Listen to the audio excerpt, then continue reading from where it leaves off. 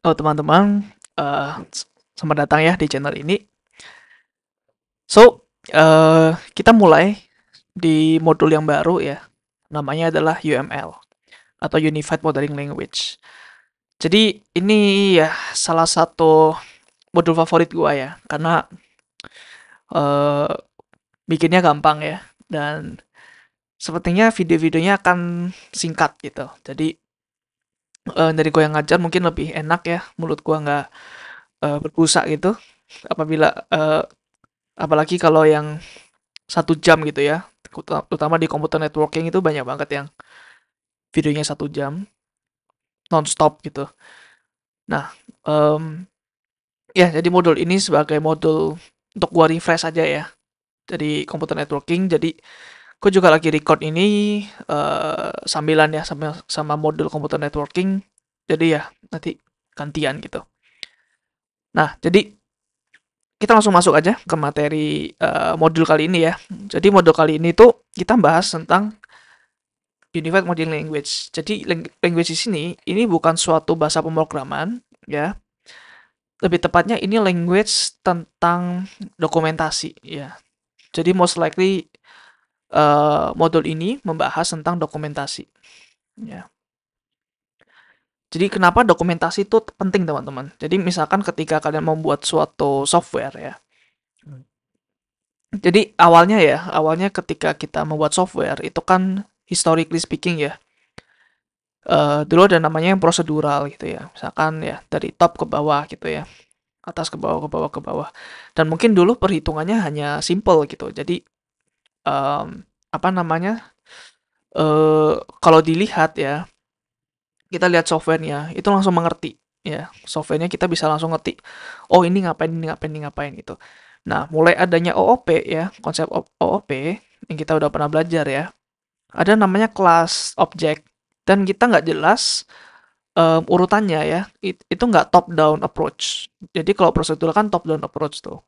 Jadi kalau OP ya ada kelas sama objek. Terus ada method, ada field juga ya.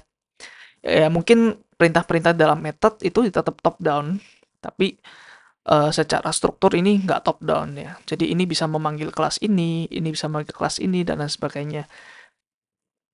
Ya kemudian nextnya lagi ya, kita udah belajar networking ya sedikit-sedikit. Bisa aja satu software ini ya teman-teman ada di satu komputer gitu ya. Misalkan ini IP-nya gitu. Terus mungkin ada software lain yang ada di komputer lain, ya. Ini akan semakin rumit teman-teman ya hubungan antara ini software dan software. Ya, ini let's say API-nya gitu. Nah, that's why ya kita nggak bisa melihat dalam satu kali glance gini. Oh, ini ngapain ini ngapain ini ngapain ini ngapain nggak bisa. Ya. Jadi kita perlu namanya dokumentasi. Ya, dokumentasi ini eh kan namanya orang ya mau membuat dokumentasi itu bebas sebenarnya. Mau bikin yang seperti apa gitu.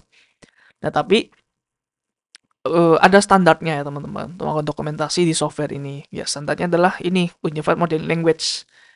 That's why namanya adalah language atau bahasa ya.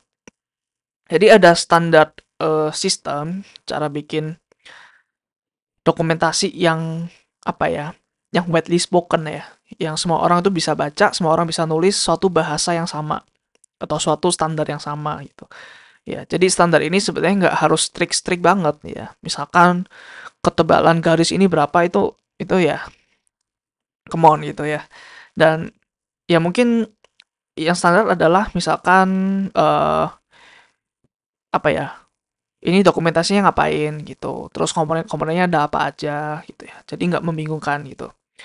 Jadi ya inilah modeling ya, Unified Modeling Language. Jadi ada dua approach ya teman-teman dalam membuat dokumentasi.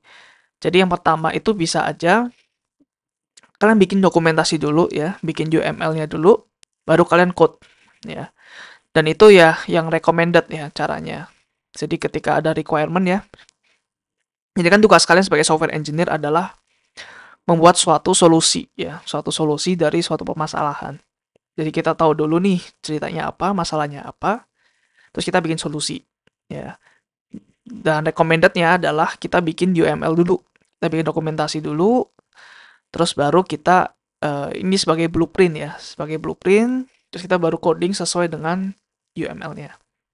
Jadi kenapa itu recommended? Karena kalau dibalik itu sebenarnya juga bisa ya. Kalian coding, kemudian habis coding, ya udah baru bikin dokumentasinya. Nah itu yang gue lakukan selama ini ya teman-teman. Selama gue kuliah, bikin skripsi dan mungkin bekerja gitu. Ya most likely gue bukan mengikuti kaidah yang ada gitu ya. Jadi gue bikin coding dulu, kemudian baru bikin dokumentasinya ya. Itu tidak recommended ya, meskipun hasilnya sama ya, dokumentasi sama code ya harus mirip itu. Harus sama, harus persis. Jadi approach-nya berbeda ya. Gue bikin code dulu baru bikin dokumentasi. Nah, biasanya apa yang seperti itu? Yang terakhir, biasanya ketika gue kurang memahami ya, apa aja requirement yang perlu gue lakukan atau gue pelajarin untuk membuat code ya. Jadi biasanya gue bikin code dulu, terus oh ini ada yang salah nih, gue tambahin kelas di sini gitu ya. Oh ini kayaknya kurang bagus, gue tambahin kelas di sini. Oh kayak ini nggak guna kelasnya, gue hapus. Ya jadi selalu berganti-ganti sampai akhirnya udah fix, udah jadi, udah dites programnya, baru gue bikin dokumentasi. Ya jadi kurang lebih seperti itu ya intermezzo dari UML supaya kalian mengerti ya sedikit-sedikit mengenai dokumentasi itu seperti apa ya. Oke, jadi ini konten untuk uh, modul kali ini ya. Ada 11 chapter ya. Jadi kalau gue upload 2 hari sekali ya. Ini ya 22 hari ya. Lumayan ya. Ini nggak terlalu banyak materinya dan gue bisa membuat materi yang lain di 22 hari ini. Jadi video kali ini kita bahas motivation ya. Di motivation sudah, kita akan bahas coba struktural sama behavioral dulu. Oke, jadi UML itu ada 2 kategori ya, ada struktural sama behavioral gitu. Nah, ini adalah masing-masing UML, jenis-jenis UML ya. Jadi yang gua tulis B ini adalah behavioral, yang gua tulis S ini adalah structural. Oke.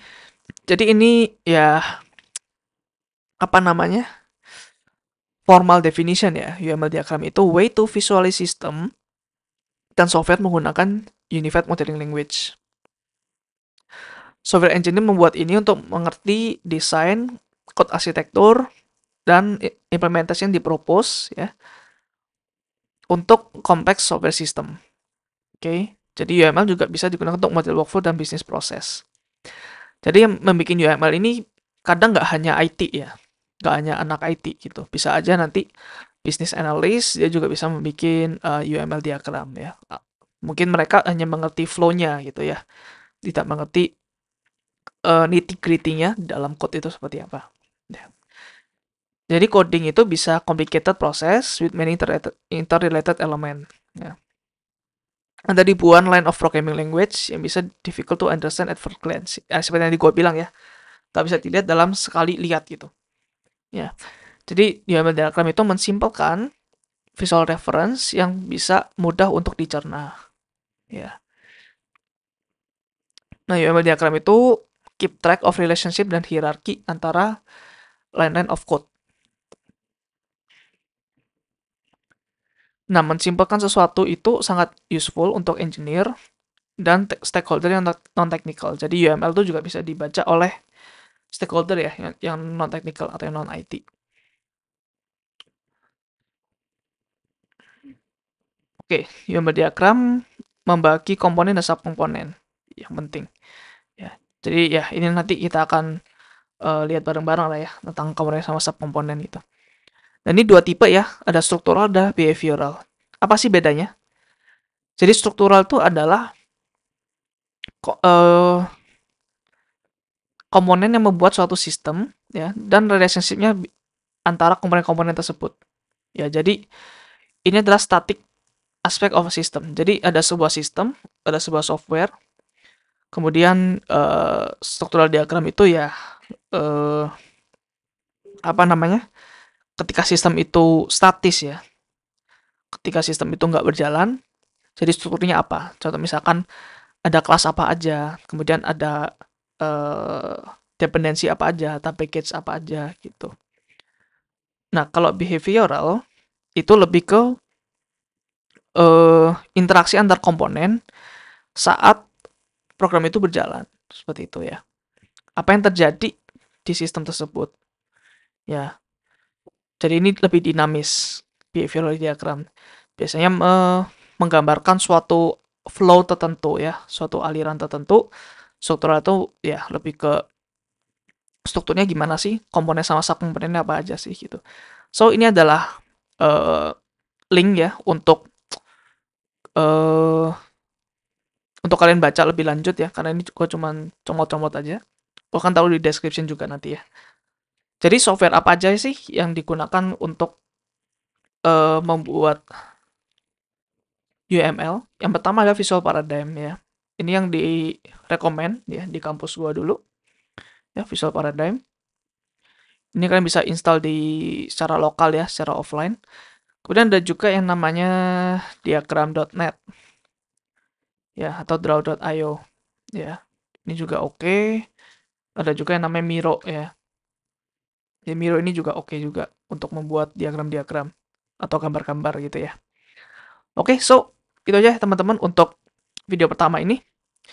Stay tune aja untuk video-video selanjutnya. Harusnya nih meskipun sedikit tapi seru ya teman-teman. So, thank you udah menonton sampai akhir. See you in next video ya. Bye.